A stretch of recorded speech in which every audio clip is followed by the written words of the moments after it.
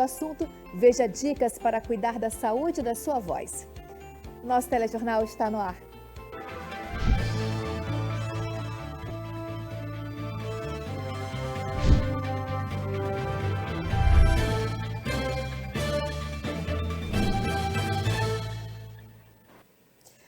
Quarta-feira, 17 de abril, vamos aos destaques de hoje com o Giro de Notícias.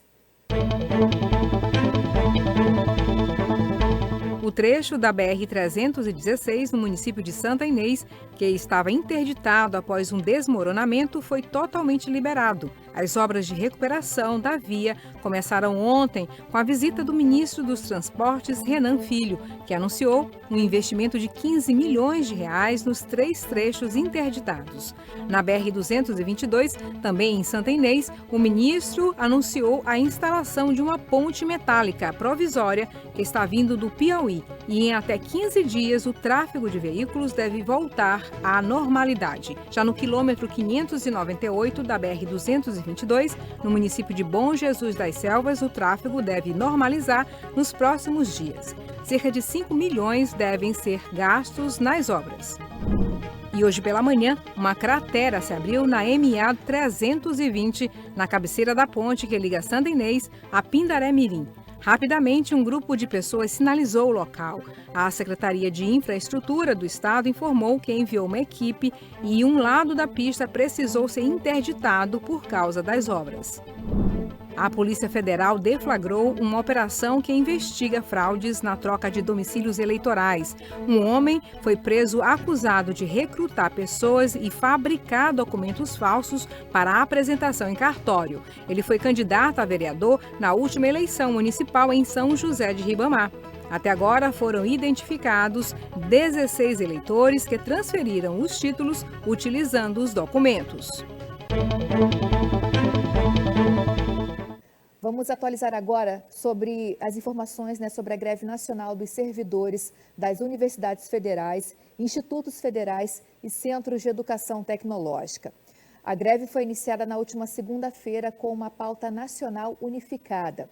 Os servidores reivindicam principalmente a reestruturação de carreira e recomposição salarial e orçamentária, entre outros temas.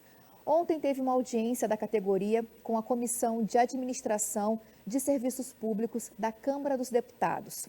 O governo federal espera chegar a um acordo com os servidores até esta sexta-feira, quando está prevista uma nova reunião. Em nota, a reitoria aqui da UFMA já manifestou seu reconhecimento às reivindicações apresentadas pelos servidores e ainda reafirmou o compromisso em manter o diálogo com as categorias.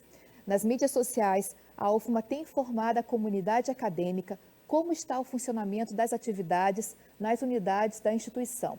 Aqui no campus Bacanga, com a redução de 85% das atividades, vale destacar que a unidade do restaurante universitário, que funciona no Paulo Freire, está com as atividades suspensas, mas a unidade central do RU permanece com almoço e jantar. Então, a gente segue acompanhando toda essa greve dos servidores nacionais para novas informações aqui no seu telejornal. O assunto agora é o abandono dos centros culturais, em especial, o Odilo Costa Filho, na Praia Grande, o local que já foi um importante centro de preservação da nossa cultura, porque ultimamente a gente está vendo que ele está sendo entregue ao abandono e a gente tem acompanhado os atos de vandalismo no local. A classe artística maranhense se reuniu para fazer uma campanha em prol do Odilo Costa Filho. O olhar saudoso relembra um lugar que antes respirava cultura. Beto Errong é artista e produtor cultural e já se apresentou várias vezes aqui no Centro de Criatividade Odilo Costa Filho. Mas hoje, diante do cenário de abandono, as palmas dão lugar à tristeza. Eu sinto falta como um cidadão, que era um espaço de fomentação artística, onde a classe produtora, a cadeia produtiva da cidade tinha acesso, a população, por se tratar de estar numa área super bem localizada. Então, todos esses fatores fazem a gente sentir uma tristeza imensa com esse abandono, que na verdade... Esse abandono do Odilo Costa Filho é uma síntese do descaso que vem ocorrendo já em São Luís do Maranhão há décadas, São outros espaços que estão abandonados, que estão fechados. Em 2021, 4 espaços ligados à educação e à cultura, incluindo o Centro de Criatividade Odilo Costa Filho, passaram a ser de responsabilidade exclusiva da Secretaria de Estado da Educação.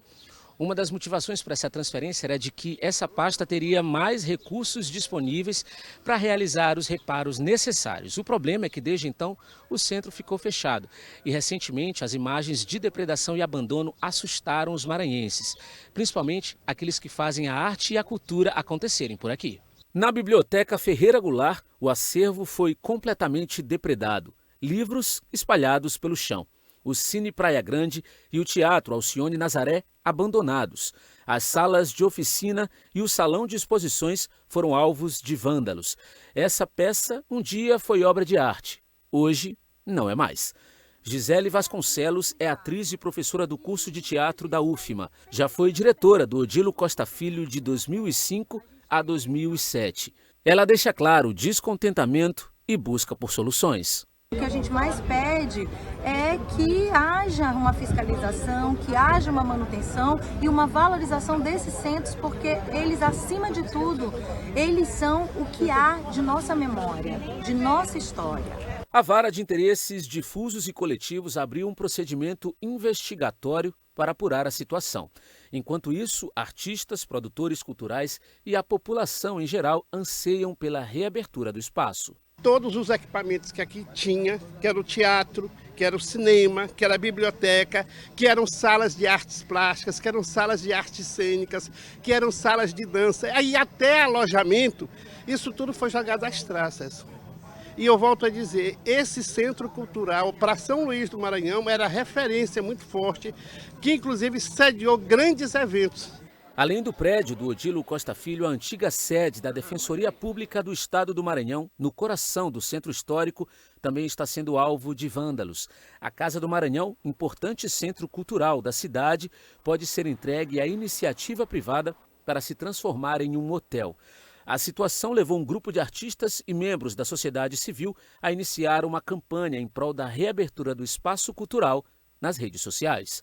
São Luís é uma cidade patrimônio cultural da humanidade e a gente vê-la assim, jogada, abandonada, como o vídeo que circula aí nas redes sociais desse espaço, né? Cara, eu chorei, cara, quando eu vi aquelas cenas, aquelas cadeiras destruídas, lixo, vandalismo, pessoas levando coisas lá de dentro, uma casa que possui um acervo histórico importantíssimo, livros, obras de arte, fora o espaço, né, que dava oportunidade para as produções locais realizar, os artistas se apresentarem. Então, é uma carência que vem sendo aprofundada em São Luís do Maranhão e é isso que a gente tem que partir para a rua para poder cobrar o poder público. Mas até que a sociedade tenha uma resposta do poder público, é preciso limpar a casa. Há muito trabalho a fazer. Lamentável ver essa situação do Odilo Costa Filho. A nossa equipe de reportagem, equipe de produção, pediu nota para o governo do estado, mas até o fechamento dessa edição não tivemos resposta. E a falta de acessibilidade é um problema antigo de toda a nossa grande ilha. Transitar pelas calçadas, esperar em paradas de ônibus, enfim. As pessoas com deficiência sofrem com a falta de autonomia para se locomover. O repórter Matheus Souza acompanhou a luta de um cadeirante e mostra agora para a gente esses desafios de se locomover pela grande ilha de São Luís. Aqui onde o Caio está é uma parada de ônibus, assim mesmo, sem qualquer identificação. Em tempo de chuva, a situação não é nada confortável, principalmente pelo tempo de espera do coletivo, que, de acordo com informações do próprio Caio, chega a 4 horas. Inclusive aqui é uma parada e não tem abrigo. E aqui na rua nenhuma parada tem abrigo? Não. Tanto aqui quanto ali, que é o sentido do bairro. E quando chove? Pega a chuva. E no sol tem que lidar com calor? Também. E se isso já não fosse suficiente, conseguir entrar no ônibus é sempre uma incerteza. Segundo os moradores, o bairro Vila do Povo, em Paço do Lumiar, tem apenas 2 ônibus em operação. E nem sempre o que passa tem elevador para cadeirantes, como Caio.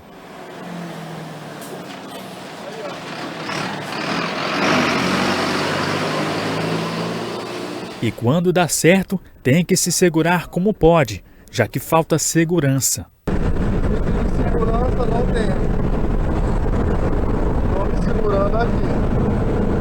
A mãe do Caio, dona Jaqueline, é quem acompanha o filho. Ela conta que o problema não é de hoje. Na falta de elevador, tem que usar a força para colocar o filho no ônibus. Esforço que resultou em problemas na coluna. Parei de trabalhar, porque aumentou as dores nas pernas, nas costas, aí eu tive que parar de trabalhar e ficar só cuidando dele mesmo. Sim, carreguei até os 10 anos de idade. Hoje ainda carrego, né? Porque se precisar eu pego ele no braço. O pai dele não consegue, mas eu consigo. E o que era para ser só mais uma parte da rotina se torna dor de cabeça para tanta gente que, assim como o Caio, depende do transporte público. Quase 25% dos maranhenses têm algum tipo de deficiência, de acordo com o IBGE. Um número bastante significativo que mostra a importância de políticas específicas para esse grupo. Inclusive, o direito a um transporte público com acessibilidade, que aparentemente não é o que vemos por aqui. A linha Vila do Povo é de responsabilidade da Agência de Mobilidade Urbana e Serviços Públicos do Governo do Estado, que, segundo a Jaqueline, só passou a dar atenção à falta de acessibilidade nos ônibus do bairro depois de denúncias na imprensa. Tipo de política que eles querem aparecer, né? Mas é até assim, é desse jeito. A gente até se acostumou com isso, né? Infelizmente. Inclusive, eles pregam tanto pela inclusão, mas na hora que tu vai ver na prática, não tem nada disso. E enquanto eles não são ouvidos, o jeito é se virar como podem, até conseguirem um básico, que é o direito a um transporte público de qualidade e segurança. Me esforço, tem que se esforçar, né? É meu filho. O amor é mais forte que a dor. É tudo. Ele é minha vida, né? E aí, eu sou as pernas dele. Em nota, a Agência Estadual de Mobilidade Urbana e Serviços Públicos informou que as equipes de fiscalização estão realizando inspeções constantes nos ônibus utilizados nas linhas do sistema semiurbano no Maranhão e que, recentemente, um dos locais visitados foi o bairro Vila do Povo, em Passo do Lumiar, onde foram constatados problemas relacionados às plataformas elevadoras nos veículos. A empresa responsável pela linha foi notificada e autuada para que sejam feitos os devidos ajustes. A TV UFMA promoveu mais um workshop com grandes profissionais da comunicação maranhense.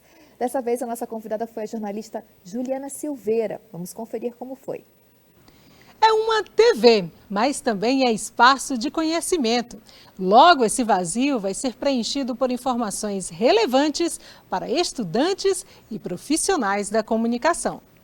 O TV UFMA Talks é um momento de troca de saberes. Nesta edição, a jornalista e empreendedora Juliana Silveira falou sobre comunicação empresarial. Eu preciso ser criativa, eu preciso trazer alguma coisa que fuja da caixa. E destacou a importância do aprendizado constante. O assessor precisa estar bem relacionado? Sim. Precisa escutar histórias e saber contar essas histórias, tanto quanto um repórter? Sim, precisa. E ele precisa ter senso de urgência. Ele precisa ser criativo. São muitas habilidades, mas todas elas extremamente apaixonantes. É um outro lado do jornalismo, é o lado do bastidor, tão intenso quanto na TV, quanto na redação do jornal impresso, de um portal de notícias, tão encantador e apaixonante quanto. Olhos atentos, várias gerações buscando saberes. Fundadora da Cores Comunicação, Juliana tem mais de 20 anos de experiência no mercado. Ela veio já falando a linguagem do que a gente devia falar, a linguagem da TV, a linguagem do rádio, a linguagem inclusive de cada jornalista, né? É o diferencial daquele mercado, daquela época, e ela continua tendo essa assinatura que só a Juliana Silveira sabe dar, e eu tenho muita honra de ter esse bom relacionamento com a Juliana até hoje. A TV UFMA vem investindo em formações com grandes profissionais da comunicação do Estado. A TV UFMA é a TV escola, então nós temos a obrigação de investir na formação dos nossos profissionais, dos nossos bolsistas, dos nossos alunos. E essa troca com o mercado de trabalho é extremamente enriquecedora, porque isso faz com que a gente enriqueça tanto a qualidade dos nossos produtos aqui da TV UFMA, quanto também contribui para a formação desses futuros profissionais no mercado de trabalho. Local de aprimoramento de talentos. E a oferta de novas experiências é fundamental para quem está chegando ao mercado de trabalho. E eu acho que ela trouxe muito conteúdo, falou da carreira dela. E eu acho que foi uma experiência maravilhosa que a TV UFMA sempre promove através desses encontros aqui. Desconstruir conceitos e investir em criatividade. O profissional do presente aprende com a experiência, de olho no futuro. Desconstruir conceitos. Ótima participação da jornalista Juliana Silveira aqui, a TV UFMA, sempre proporcionando mais conhecimentos para os nossos alunos. E ontem foi celebrado o Dia Mundial da Voz, né? A voz é um importante instrumento de trabalho para nós comunicadores e para outros profissionais também. Hoje no quadro Quem Entende do Assunto, então tem dicas para você cuidar da saúde da sua voz, com o fonoaudiólogo Manuel Tadeu.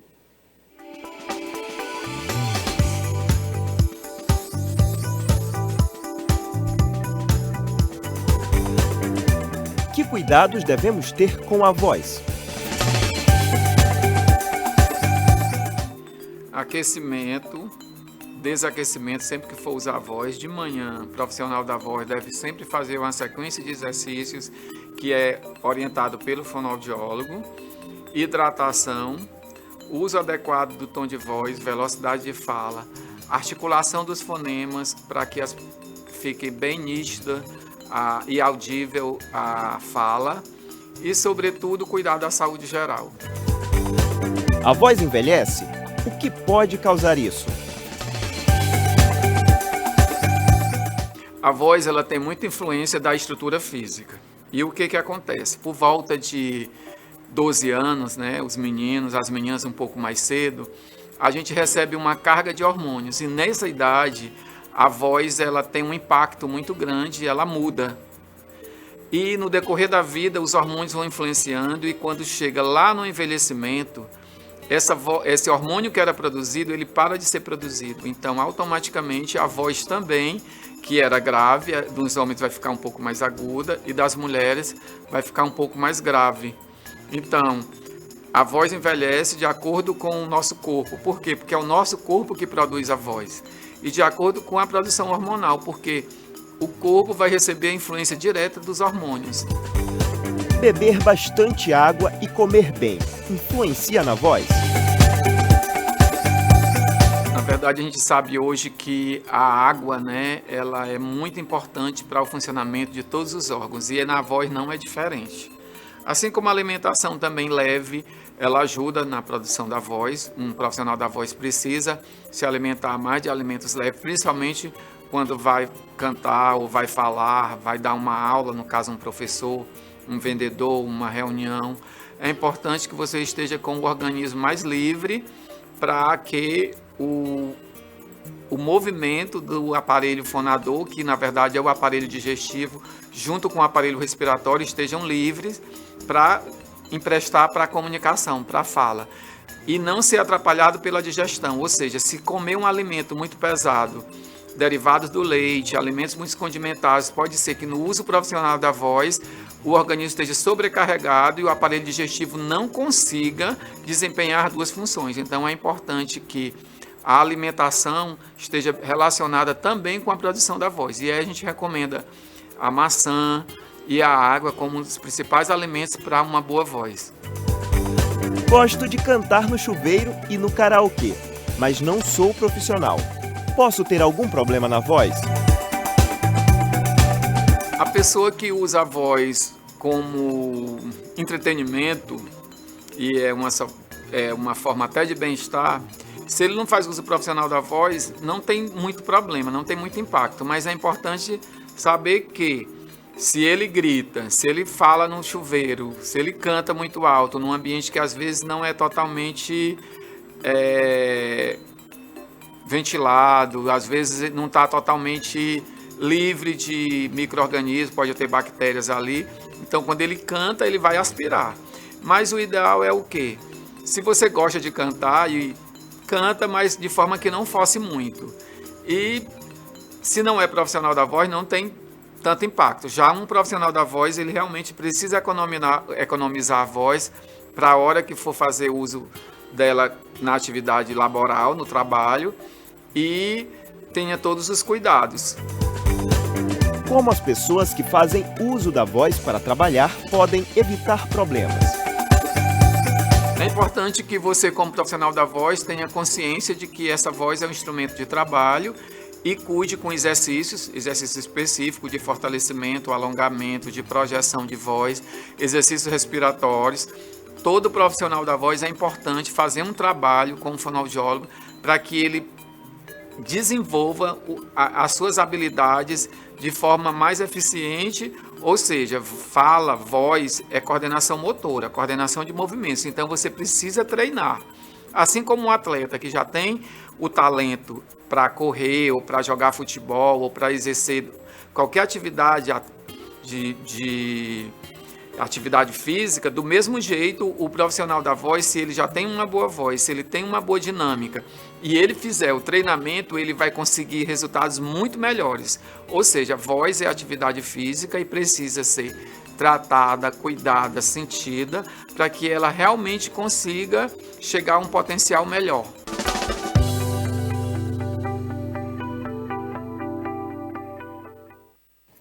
Então ficam as dicas e o nosso telejornal termina por aqui, mas você pode rever nossas reportagens e entrevistas no YouTube e no Instagram da TV UFMA. Acompanhe também o resumo com as principais notícias do dia no programa Destaques, JTV UFMA às 18h30. Uma ótima quarta-feira para você.